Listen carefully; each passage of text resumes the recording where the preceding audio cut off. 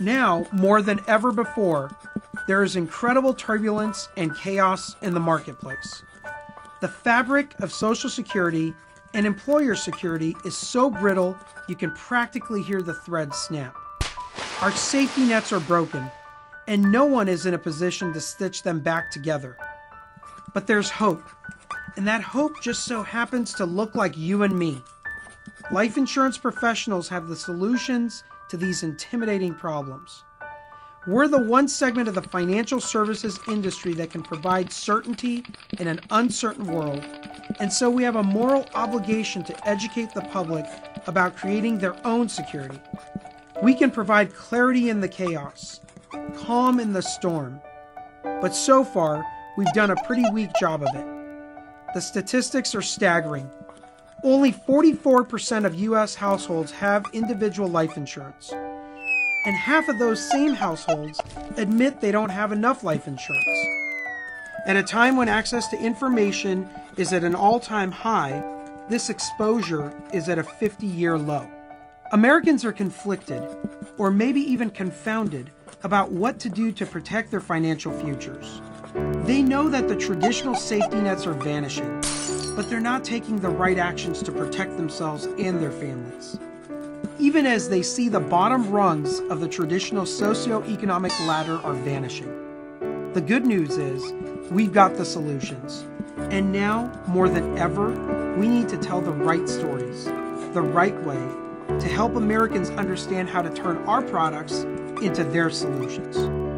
The gap between the need for life insurance and the consumption of life insurance is vast. And floating between this clear need for life insurance and the lack of consumption of life insurance lies a virtual no man's land. In fact, it's not a no man's land at all. It's a gap littered with opportunities. Opportunities to create new stories, compelling stories, stories that inspire action. But in order to truly help Americans plan for their security, we have to understand what they're afraid of and what motivates them. If you break life insurance consumers into three groups, those with net worth of less than $1 million, those with a net worth of $1 to $25 million, and those with $25 million or more in net worth, you'll see that what keeps them up at night is different. The first group is worried about income replacement. Those with $1 to $25 million in net worth are concerned with balancing their own financial security and the financial futures of their children and grandchildren. The third group is focused on risk mitigation through tax planning and asset protection. For each of these three segments, there are three consumer trends that lend themselves to the creation of new stories: increasing taxes, the volatile economy, and changing demographics. We've got to understand the trends, and we've got to adapt our stories and our approach. The problems are obvious. The solutions lie in motivating consumers to act by offering them guarantees, flexibility, and control.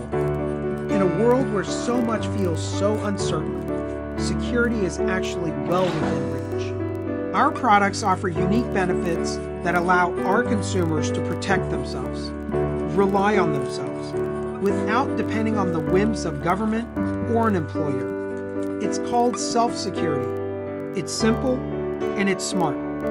But right now, consumers don't even realize this solution exists. So we need to tell this story. We need to repeat this story. We need to weave our solutions into the fabric of their new financial security blankets. Let's reverse this 50-year trend, starting now. Nobody wakes up in the morning wondering if they have enough life insurance, but they just might, given the understanding of what life insurance can do for them and their loved ones.